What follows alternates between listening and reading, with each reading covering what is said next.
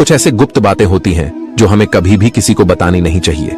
आपको शायद यकीन नहीं होगा, पर अक्सर घर परिवार में अशांति का कारण हम स्वयं ही होते हैं। हम इस बात को देख पाए या न देख पाए, पर यही सत्य है, क्योंकि जाने अनजाने में हम खुद ही अपनी वो बातें दूसरों को बता देते हैं जो हमें हमेशा गुप्त रखनी चाहिए। और वही बातें जो जाने अनजाने में हम दूसरों को बता देते हैं, वही हमारे दुख का कारण बन जाते हैं, वही हमारे घर परिवार के बर्बादी का कारण बन जाता है।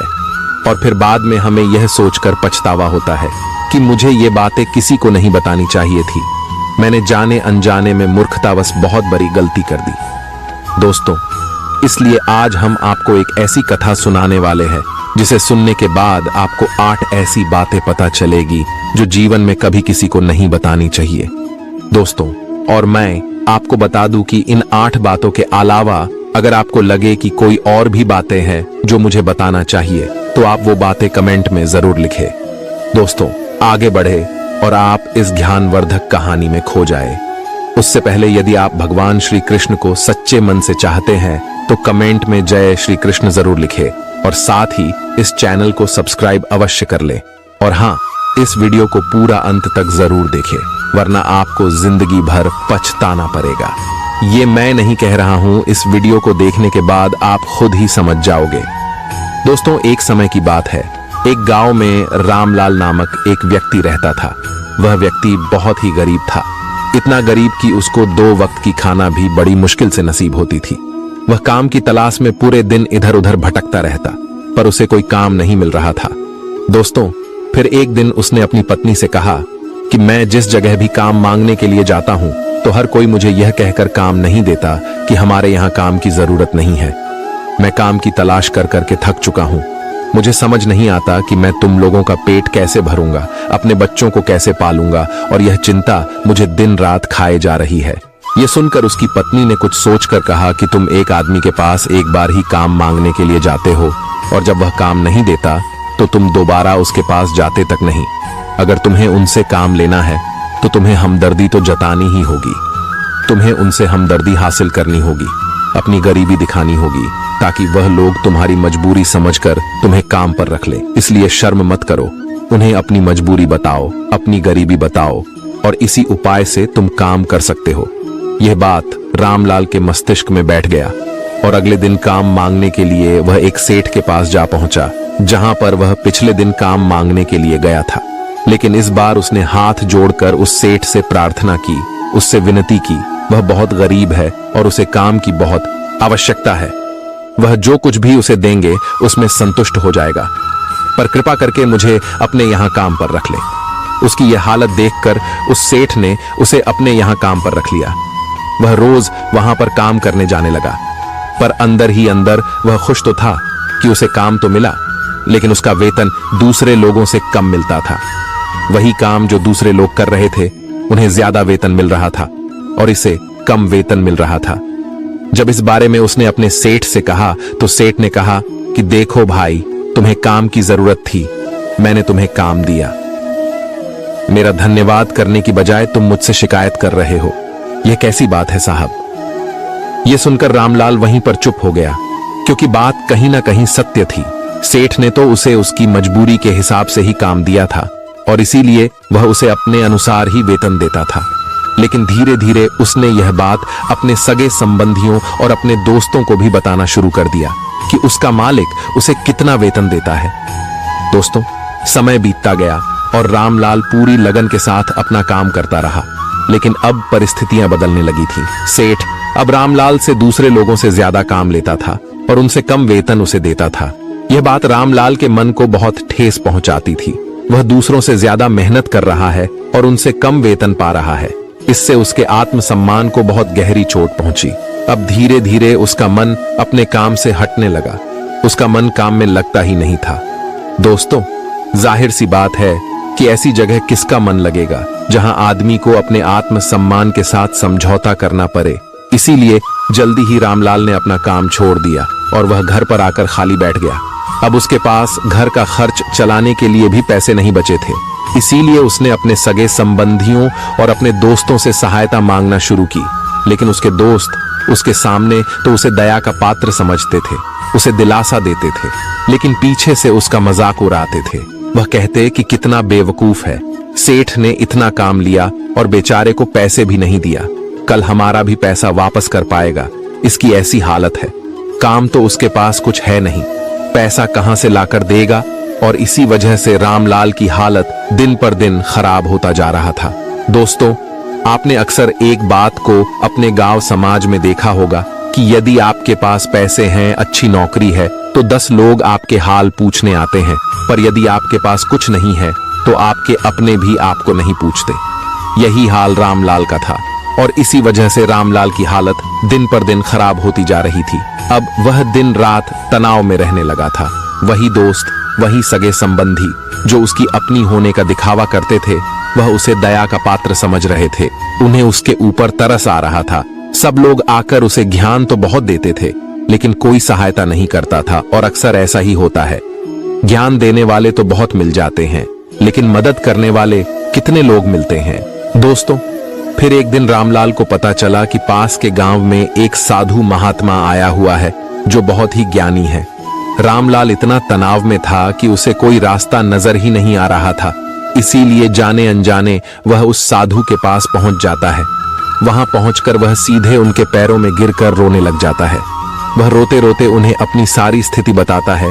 उसे बताता है कि किस तरह उसके सेठ ने उसका फायदा उठाया और उसके सगे संबंधी उसके साथ कैसा व्यवहार रखते हैं। सारी बातें सुनकर साधु ने उसे चुप करते हुए कहा कि यह सारी समस्याएं तुम्हारी बुद्धिहीनता, तुम्हारी मूर्खता के कारण उत्पन्न हुई है। अगर तुम्हारे अंदर विवेक होता तो इनमें से एक भी समस्या तुम्हारा चित्र को दुखी नहीं कर सकती थी, लेकिन तुमने अपने अभिव्यक्ति के कारण, अपनी मूर्खता के कारण खुद ही अपने रास्ते में कांटे बिछा दिया। पर उदास मत हो, आज मैं तुम्हें 8 बातें बता रहा हूं जो भूलकर भी किसी को मत बताना, और इन बातों का अनुसरण करते हुए तुम बाहर से मिलने वाले दुखों को तो दूर कर ही सकते हो जो बेवजह दुनिया की वजह से तुम्हारे अंदर पनपते हैं। साथ ही एक हंसी खुशी जिंदगी भी जी सकते हो। तो सुनो, मेरा पहला बात जो किसी को नहीं बतानी चाहिए वह है अपनी मजबूरी है। अपनी मजबूरी का दिखावा करके दूसरों का दया पात्र बनके उनकी सहायता लेने की गलती कभी मत करना।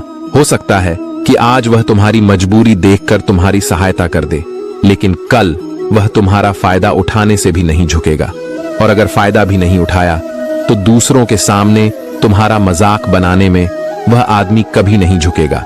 इसीलिए कभी भी अपनी मजबूरी का दिखावा मत करो। अगर घर में 2 रोटी है, भले ही सूखी रोटी है, तो वही खाकर सो जाओ, लेकिन दूसरों को इसके बारे में भनक तक नहीं लगनी चाहिए। जरा आप खुद सोचो, मजबूरी बताने का क्या प्रयोजन होता है। एक इंसान का या तो दूसरों से सहानुभूति हासिल करना चाहता है या उनसे कोई आर्थिक मदद चाहता है, लेकिन अगर दोनों ही परिस्थितियों आप देखें तो दूसरा आदमी आपका फायदा उठाने से नहीं झुकेगा, और अगर वह फायदा नहीं भी उठाएगा तो अपनी नजर में तो वह आपको मूर्ख ही समझेगा और दूसरों के सामने आपका मजाक तो जरूर बनाएगा। इसीलिए अपनी मजबूरी के बारे में कभी किसी को मत बताना। दूसरी बात जो किसी को भी नहीं बतानी चाहिए वह है अपनी अतीत की गलतियां और भविष्य की रणनीतियां। किसी दूसरे को बताते हैं तो उसका क्या प्रभाव होगा, वह गलत या ठीक तो नहीं की जा सकती। जाहिर है तो उन्हें बताने का क्या प्रयोजन रह जाता है। आप अपने अंधेरे पक्ष को खुद दुनिया के सामने बता रहे हो, खुद अपनी गलतियां दूसरों के सामने बता रहे हो।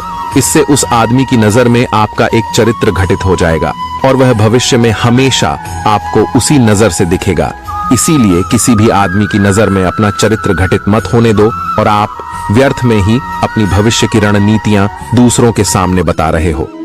जो लोग आपके काम का हिस्सा ही नहीं है, उनके सामने अपनी भविष्य की रणनीतियां बताने का क्या फायदा। वो लोग आपकी सहायता तो नहीं करेंगे, लेकिन आपकी भविष्य की रणनीतियों में बाधा जरूर बन सकते हैं। आप खुद अपने विवेक का इस्तेमाल करिए और सोचिए कि आपके साथ भी ऐसा हुआ है कि आपने अपनी भविष्य की रणनीति किसी को बताई हो और वह कामयाब ही ना हुई हो। मेरा तीसरा बात जो किसी को नहीं बतानी चाहिए वह है अपने घर की बातें।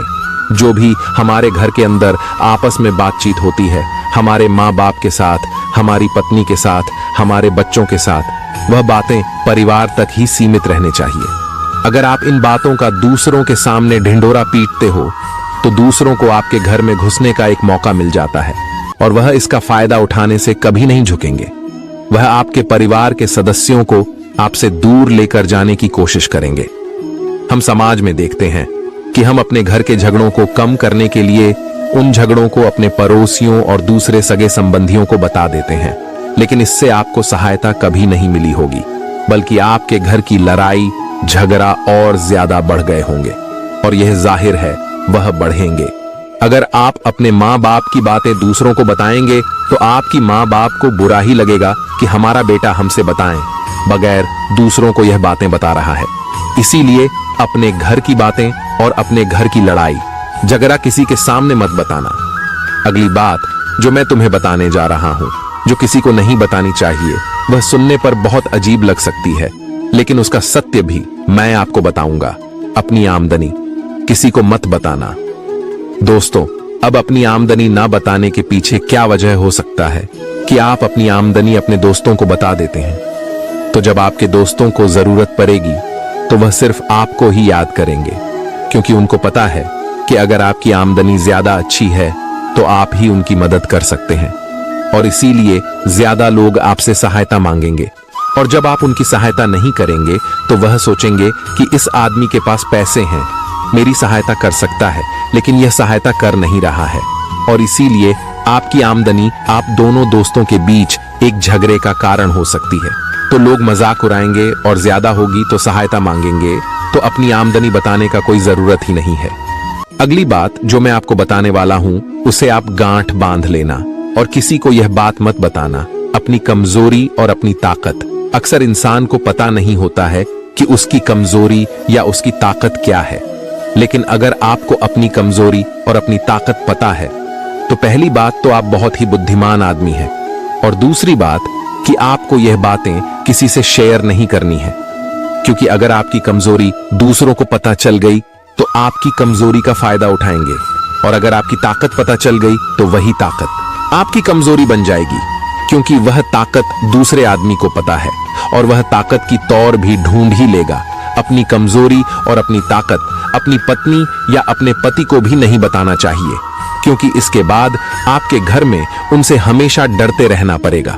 दोस्तों, अगली बात वह साधु जी बताते हैं जो किसी को नहीं बतानी चाहिए, वह है अपने मित्र और अपने शत्रु के बारे में बताना। आप अपने मित्रों के बारे में अगर दूसरे लोगों को बताएंगे तो वह आपके मित्रों के साथ अपनी घनिष्ठ बनाकर आपको धोखा दिलवा सकते हैं, आपके गहरी मित्रों को आपसे दूर करने का प्रयास कर सकते हैं। अक्सर आम आदमी ऐसा नहीं करता, लेकिन आपके दुश्मन ऐसा करने की कोशिश कर सकते हैं, और दूसरी तरफ आपके शत्रु का भी किसी को नहीं पता लगना चाहिए, क्योंकि आज जो आपका मित्र है अगर कल वह आपका दुश्मन हो गया तो वह आपके दुश्मन के साथ ही मिलकर आपको परास्त कर सकता है, आपको धोखा दे सकता है। इसीलिए अपने सबसे अच्छे दोस्तों को भी उनके बारे में कभी मत बताना। अगली और आखिरी बात बताता हूं कि जब तुम दान करते हो तो दान के बारे में भी किसी को मत बताना, नहीं तो दान करना व्यर्थ हो जाता है, बेकार हो जाता है। जब आप अपने दान का ढिंढोरा पीटते हो तो आप यह बता रहे हो कि मैं कितना बड़ा दानी पुरुष हूं, और यह आपके अंदर एक अहंकार निर्मित करेगा। इसीलिए दान गुप्त रूप से किया जाए उतना ही अच्छा होता है, उतना ही फलदायी होता है। जब आपका बायां हाथ दान कर रहा हो तो दाएं हाथ को बिना पता चले कि बायां हाथ दान कर रहा है, तभी आपको दान का सही फल मिलता है। तो दोस्तों, इस प्रकार यह 8 बातें साधु महात्मा ने रामलाल को बताई। इनमें संसार के सभी सिद्धांत छिपे हुए हैं। इन बातों का अनुसरण करते हुए आप अपने घर में सुख शांति बना सकते हैं और घर के झगड़े हमेशा के लिए दूर कर सकते हैं और अपने घर परिवार में हमेशा सुख शांति बना सकते हैं।